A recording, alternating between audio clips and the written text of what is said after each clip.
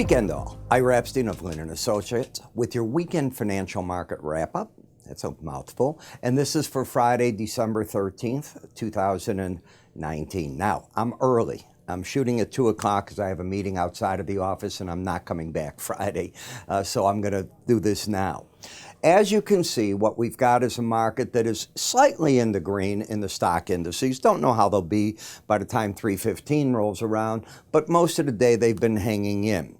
The problem and why the market gave up the big rallies that it had earlier this morning is because while there appears to be a U.S.-Chinese trade deal, and we're getting the generalities from both the Chinese, who held the news conference, and I got a chance to watch that one, as well as the U.S., Mr. Lighthizer explaining the U.S. point of view. We don't yet have the signed deal.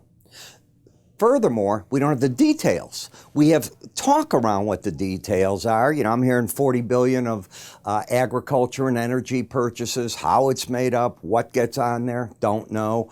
I have heard that there are certain provisions in it that if the Chinese don't live up to what they're doing, how the tariffs can go right back into place, blah, blah, blah. But the devil's always in the details, and we don't have the details, so that's where you're left.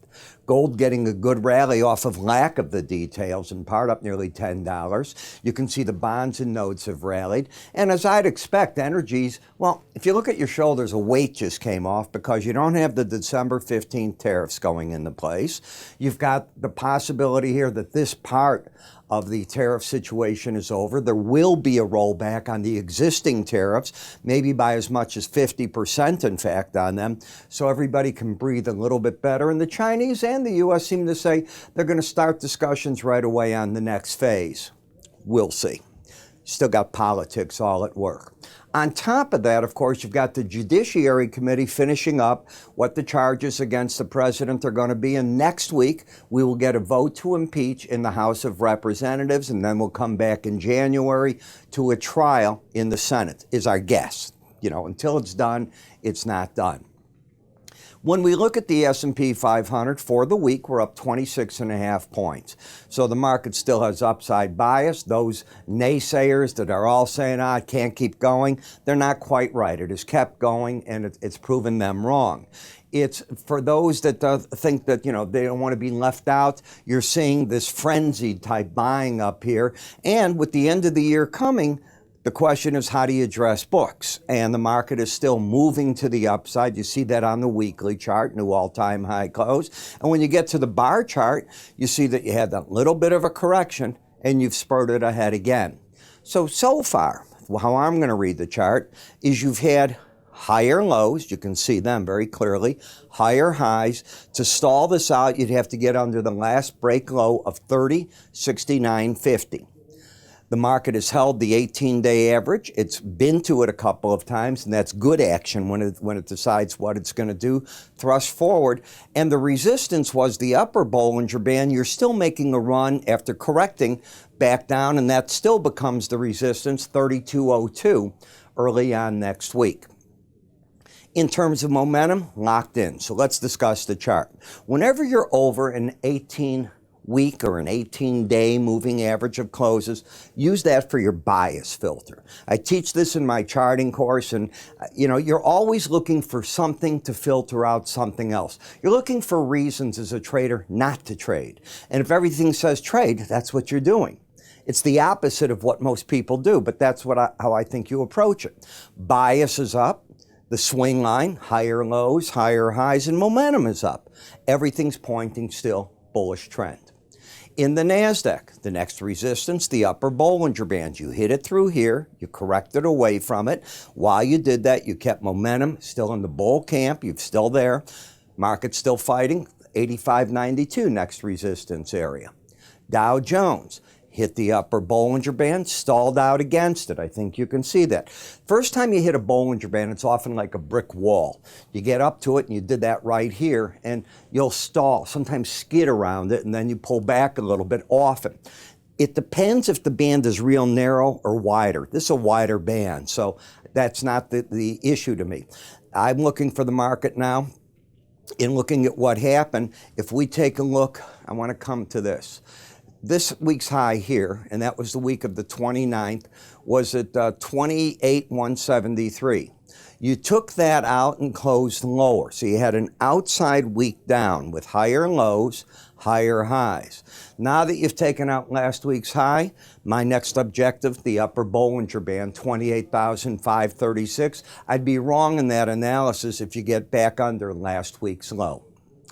In the Russell, all systems still go. Higher lows, higher highs over the 18-week average, running up to and then backing off from the Bollinger Band, still bullish. And in the VIX, still bearish. When you go to the weekly charts, since here, lower highs, lower lows. Once you got under that 18-week average, you never looked back. You've kept the momentum to the downside, everything bearish. In the 10-year notes, you made a run at the lower Bollinger Band, right through here, 127.29. You got to the 12800 area, and you're bouncing a bit away from that. Okay, you're back up to the 129.02 area, so it's a $1,000 bounce. Resistance, though rather formidable at 129.22. Momentum down, bias down, trend down. TLT, lower highs, lower lows, resistance right here at the 18-day average, bears in control. You'd have to take out 141.77 to wrestle control from the bears. In the dollar index, bears what? Well, I don't know who's in control. On the weekly chart, you have a higher high, lower low. You're stuck in this narrow sideways band. As I teach, the first time you hit the Bollinger Band, don't be surprised you hit it and it acts as support and you bounce away from it a bit. Momentum down, bias down, but not trending down. Eurocurrency, flip-flop of the dollar. Lower low, higher high, went up to the upper Bollinger Band area, got as high as 111.94.5. That number is 120.22, right back to the 18-week average, so going for the neutral zone. Peso, USMCA deal. Up and away into areas close to the upper Bollinger Band. Resistance, the 52.75 area is still bullish, whereas the Canadian dollar went neutral. It's got, excuse me, a lower low and a higher high. Could be that what Canada's got to do is still get passage of this. Remember, Mr. Trudeau has a problem. He doesn't have the majority in Canada, so still got to get that through. Resistance at these two numbers, you're neutral here. Spinning in sideways action, higher high, lower low. Japanese yen, bearish. Lower highs, lower lows. Momentum still down, bias down, but this 100-day average in green proving to be support. If you can slice through it with any authority, then you're looking at the 90-80 level. And think about this. With all the good that's been happening, typically the Japanese yen is one of those currencies you run to as a safe haven. People aren't running. Now, get a situation where this deal would fall apart. That would change things. But we've already seen the House, Judiciary, the other committees, they're going to find the president and a vote next week of impeachment. The impeachment goes to a full trial. We've now come to the end of a USMCA deal. For all practical purposes, it should be a deal. And the U.S.-Chinese trade threat going away. That puts pressure on the yen. Bitcoin, still bearish. But where it's finding some grid is at the 100-week average of closes. The trend is down unless now on this chart you take out 70, I think that was 79.65. Yes, that was it. So take that out and I'll have a different opinion of the market. But right now, lower highs, lower lows, still bearish. Crude oil, look at how you went from $7.26 and bang, you're right back into that $5 differential. And I want to remind you, the IEA said we would stay in a differential like that. And it's interesting. You got away from it one time and snapped back right into it. When you look at the Brent, look at the sideways action. You've been in an uptrend with higher lows, higher highs, resistance, the upper Bollinger Band, support. The 18-week average of closes, momentum still up. You would have to take out last week's low to break this trend, and you have to get under 60.30 in the Brent to do that. Same thing in the WTI. The trend is up, but you're into pretty serious resistance now. You're at the upper Bollinger Band and the 100-day average of closes. That's rather formidable in an uptrend, so don't be surprised that you start churning right there. Trend though up. Gasoline, no trend.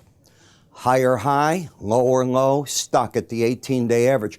But whenever I see Bollinger Bands narrow in like that, it's like you're waiting now. You're going to break out one way or the other. Some people use that, by the way, and they'll step further out and they'll buy a put and a call and they'll figure out it's going to break out one way or the other. It depends what the cost is, obviously.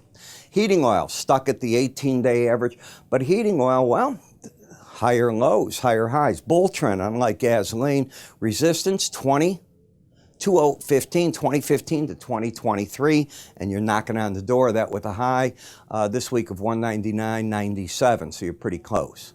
Want to remind you that my Cyber Week sale coming to an end now, folks. So it's over on Sunday. One of the things that I included that I had never done before is I decided to give away my charting course for any one-year subscription to my research. We've been overwhelmed with the response, probably the biggest thing we've done.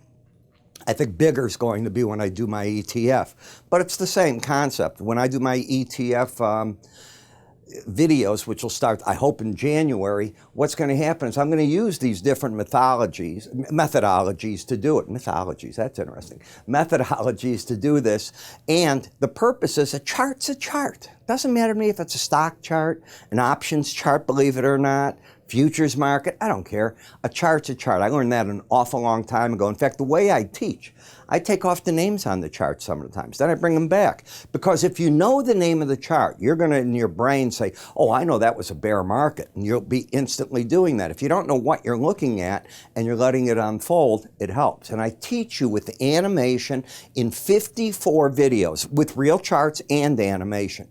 The concept, how you can do it by hand, and then let the, if you will, the techniques within the charting software and the different studies plot themselves. But if you don't learn how to do them by hand, you really don't get them. It's pretty simple like that. That's how I learned in school, and most people learn a certain way. You think these kids that are all through this building doing all this computer technology didn't learn X's and O's at some point? You can count on it they did.